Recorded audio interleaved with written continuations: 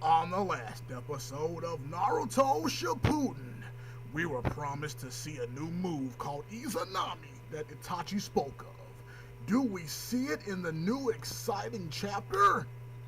Hell to the motherfucking no.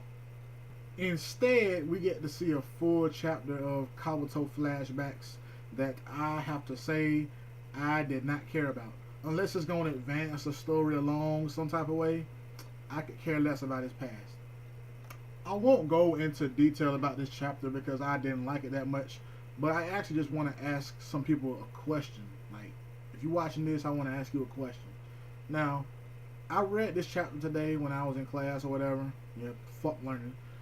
No, stay in school. But I read this chapter today when I was in class, and a homeboy who was sitting next to me was reading it too.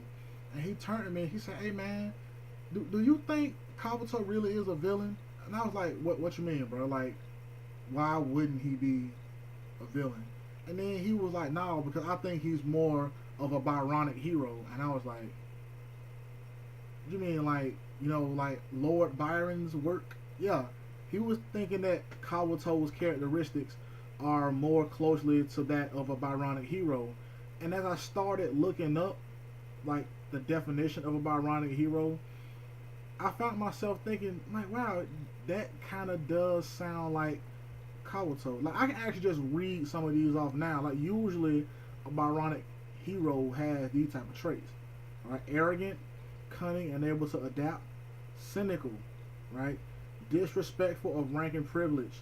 Emotionally conflicted, bipolar, or moody. Having a distaste for social institutions and norm. Intelligent and perceptive.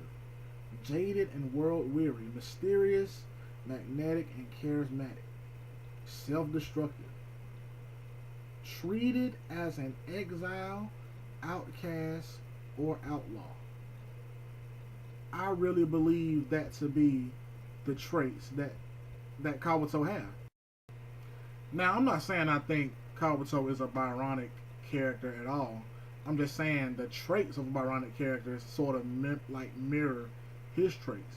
If I had to put him as anything other than a villain, I would say he was either an anti-villain or he was like a tragic character.